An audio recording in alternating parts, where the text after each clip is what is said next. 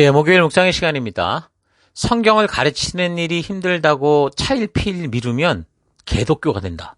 성경을 가르치는 일이 힘들다고 차일피일 미루면 개독교가 된다. 자, 이런 제목으로 또 오늘 묵상 나누겠습니다.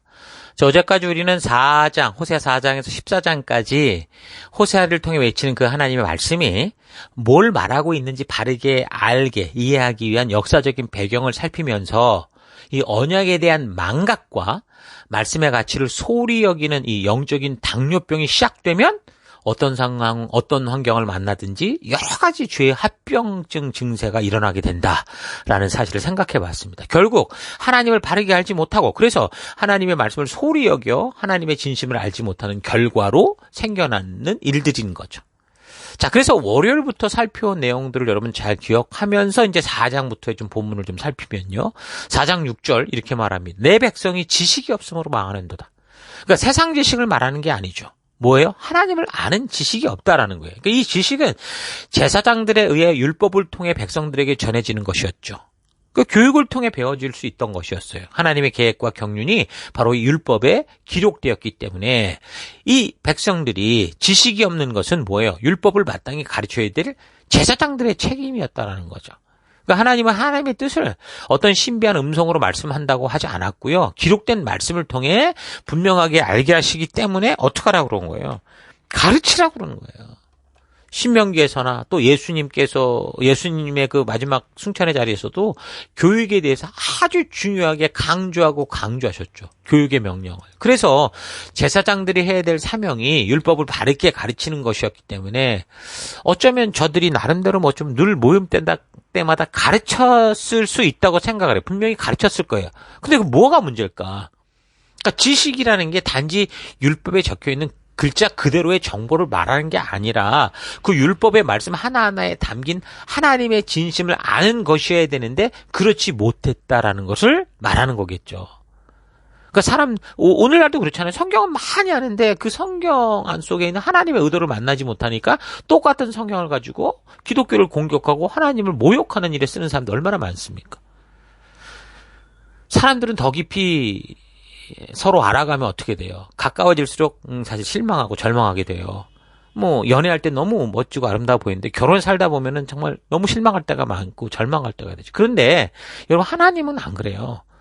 이 하나님의 말씀을 통해 하나님을 바르게 알고 하나님의 진심을 바르게 알면 소위 말하는 거듭남의 현상이 나타나죠. 하나님께 감사하고 이런 분이셨구나.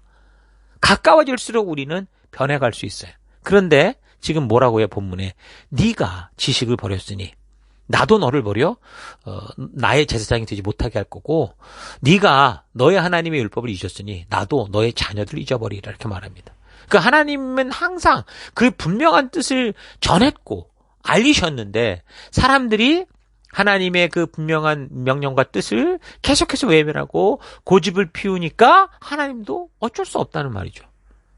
그래서 하나님은 레위 지파를 따로 구별하고 제사장들을 세워서 하나님의 이 뜻을 온전히 전하도록 명령하신 거예요. 각 가정들로 하여금 그 가정의 제사장이 되기 위해서 가장들이 제사장이 돼서 하나님의 말씀을 자녀에게 교육할 수 있도록 일주일에 한 번씩 가서 교육받은 게 아니라 가정 속에서 매일 교육받을 수 있게 한 거예요. 그런데 그 제사장들이 하나님의 뜻과 마음을 사람들에게 더욱 이해시키고 하나님의 진심을 알게 해야 되는 그 자녀들에게 알게 되는 그 일을 게을리하고 자기 욕심에 가득해서 그냥 백성과 자녀들을 세상 문화 속에 방치하니까 이 백성들이 결국 하나님을 금송아지로 착각하는 거죠.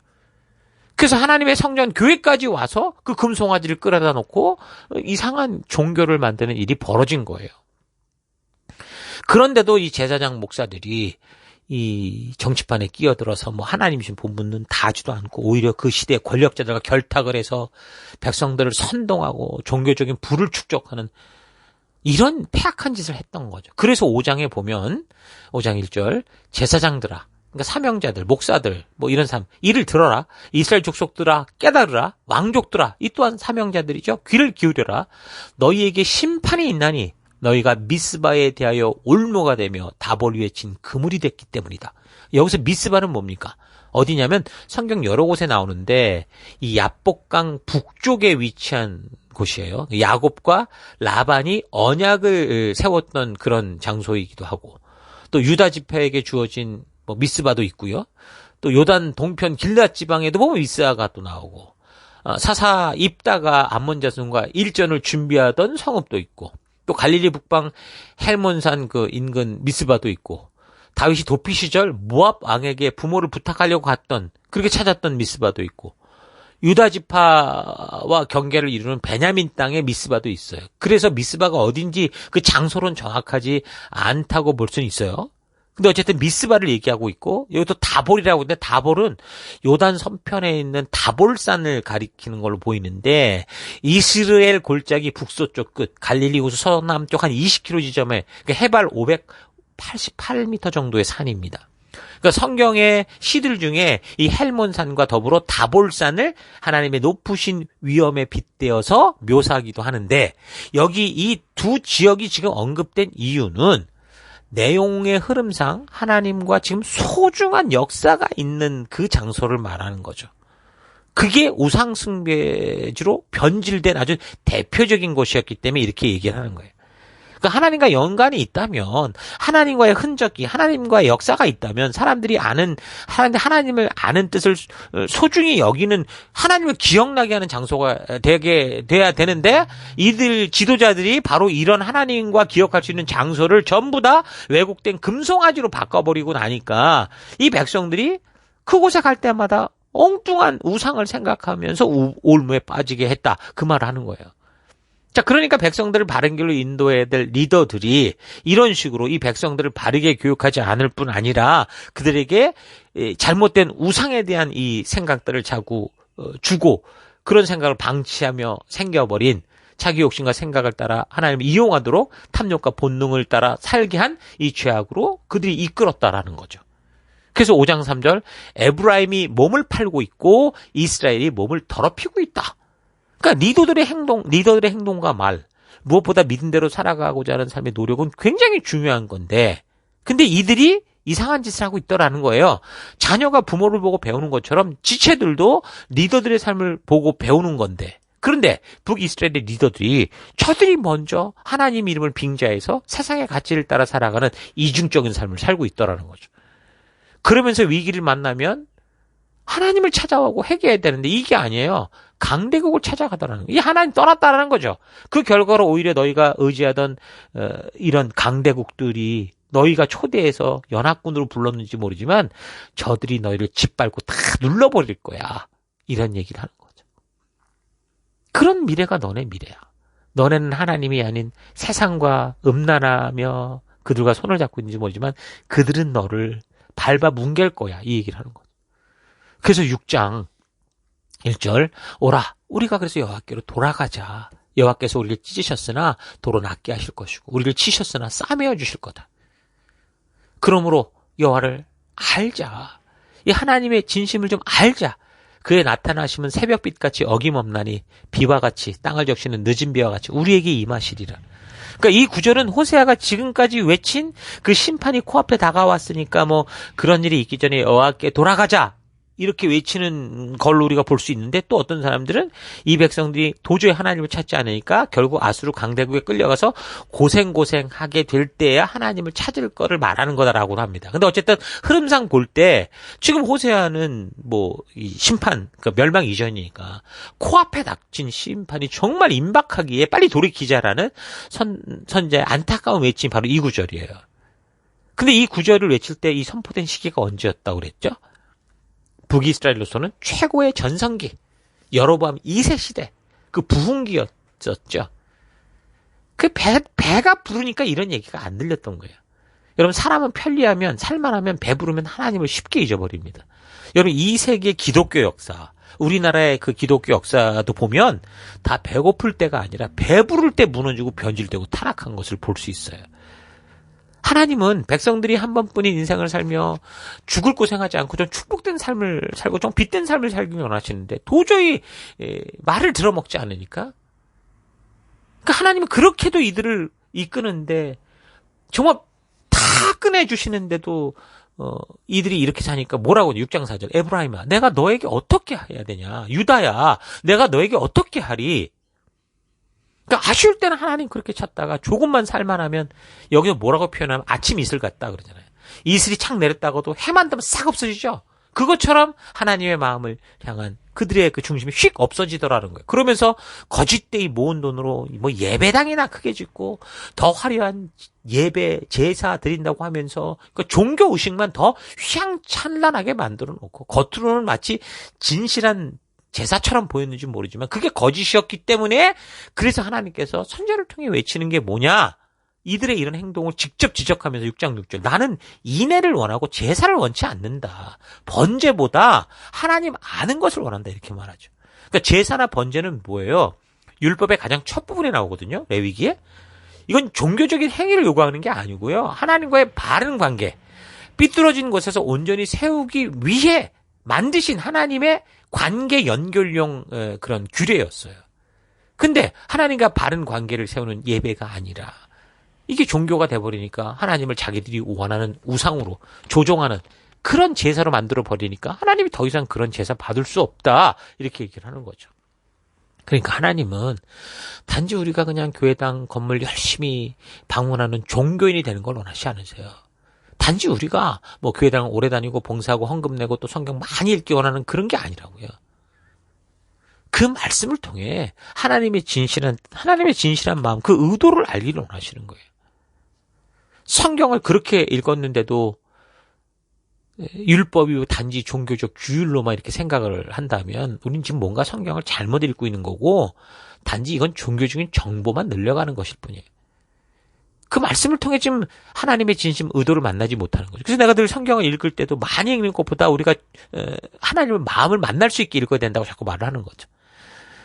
하나님은 종교인을 원하는 게 아니라 종교인을 원하는 게 아니라 하나님의 마음을 아는 하나님의 자녀들을 원하시는 거예요. 그런데도 리더와 백성들이 하나님께 돌아오게 하기 위한 그런 하나님의 부르심을 외면하고 있는 거예요. 그 위기가 다가오는데도 세상을 찾아요. 7장 11절.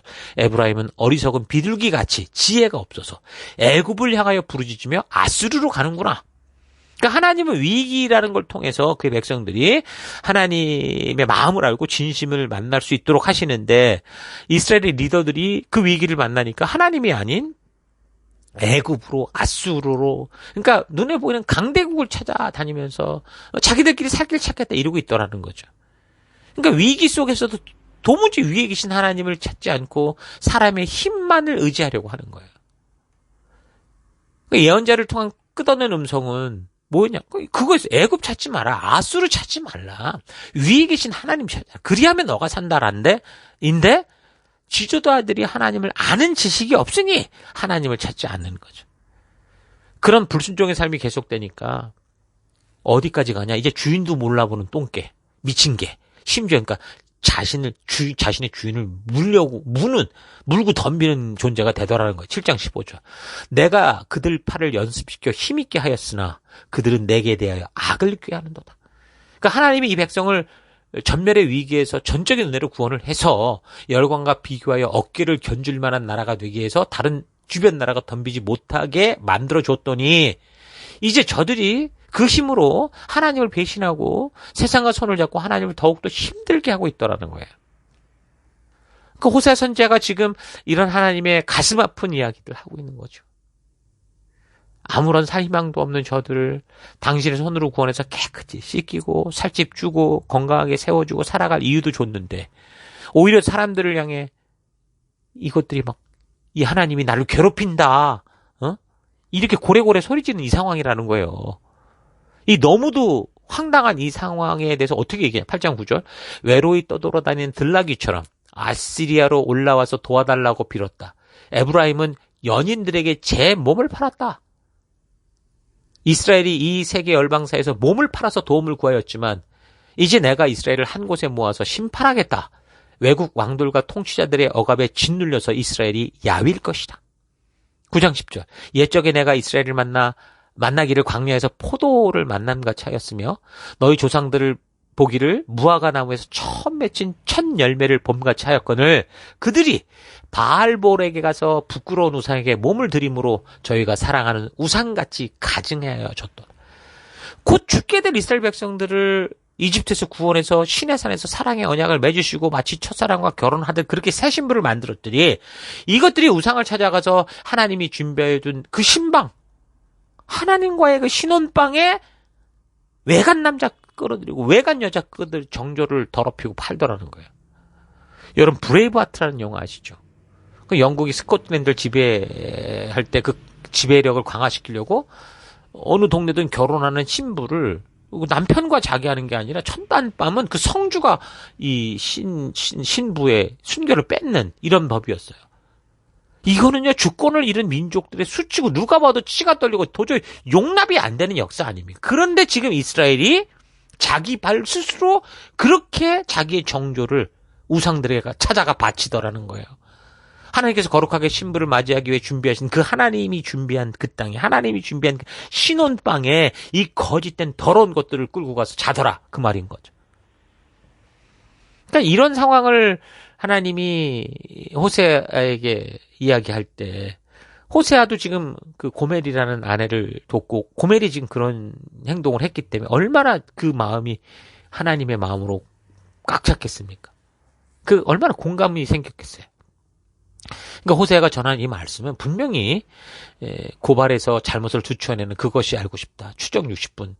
그런 얘기이기도 한데, 근데 단지 죄악을 고발하는 걸 넘어서 무엇보다 이런 하나님의 안타까운 마음, 이 진심을 지금 전하고 있는 이 분명한 이 사실을 여러분 오늘 잘 기억할 수 있기를 바랍니다. 그래서 오늘 하루 나는 하나님께서 나에게 베풀어 주신 은혜와 구원의 은혜와 하나님 나라 백성답게 살 수 있게 하기 위해 주신 이 삶의 터와 예배의 장소를 진정으로 거룩한 백성다운 삶을 살아가는 하나님과 동행과 그 동거의 장소로 바르게 사용하고 있는지, 아니면 하나님이 준비해 주신 이 모든 걸 가지고 세상의 문화를 따라 거짓된 욕심과 음란의 우상들을 불러들여서 하나님이 준비하신 것들을 부정하게 만들고 더럽혀서 하나님이 도저히 함께할 수 없는 그런 삶을 살고 있지는 않은지 차분하고 솔직하게 되돌아봤으면 좋겠습니다.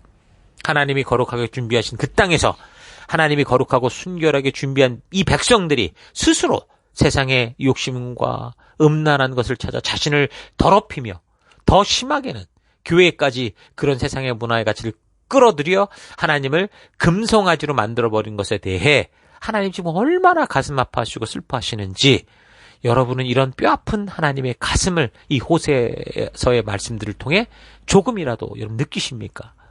호세아가 음란한 아내, 바람난 아내와 살아가며 느끼는 그 감정, 그 마음, 이런 호세아의 절규를 가슴으로 우리가 이해할 수 있어야 하나님의 그 뼈저린 심정을 조금이나마 알 수 있게 될 거예요. 왜 하나님이 택한 백성들이 이런 삶을 살아갑니까? 그건 바로 제사장들, 목사, 리더, 아버지들이 성도들과 자녀들에게 하나님이 명하신 하나님의 뜻과 마음을 성실하게 교육하지 않기 때문입니다.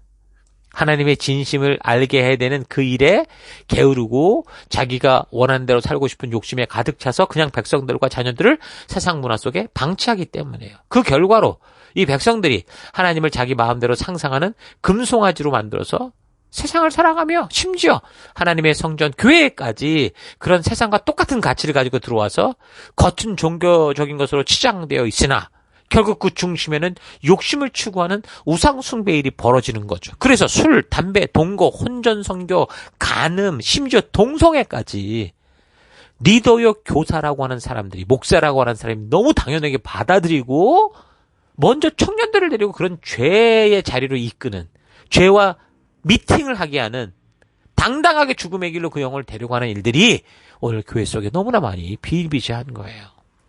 그래서 로마서 1장 32절, 그들이 이 같은 일을 행하는 자는 사형에 해당한다고 하나님께서 정하심을 알고도 자기들만 행할 뿐 아니라 또한 그런 일을 행하는 자들을 옳다 하느니라, 이렇게 말하죠. 성경을 바르게 가르치는 것이 힘들고 어렵다고 그 가르침을 미뤄버리고 쉽고 편안하고 재미있는 것을 추구하면 바로 이런 일이 오늘 우리 시대 속에서 너무도 버젓이 벌어지고 있는 거예요.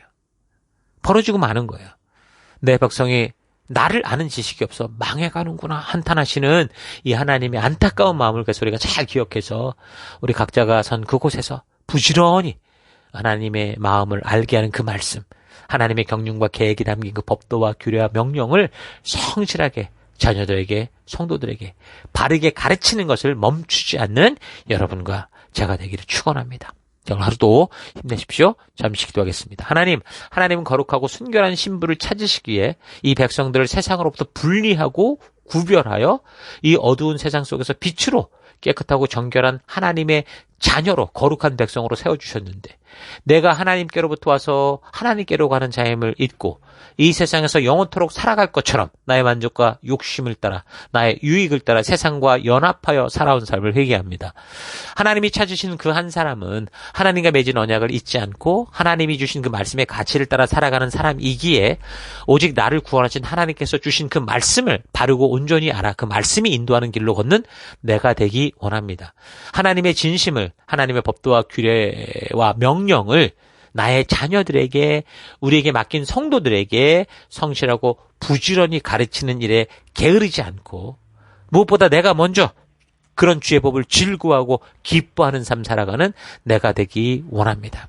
하나님, 우리가 이 성경, 이 하나님의 마음을 가르치는 일을 차일피일 미루다 보면 정말 하나님의 그 거룩한 이 나라, 이 기독교가 하나님 개독교가 될 수 있다라는 거 잊지 않고 오늘도 이 거룩한 하나님의 나라를 세워가는 말씀을 따라 달려가는 내가 되길 원하옵니다.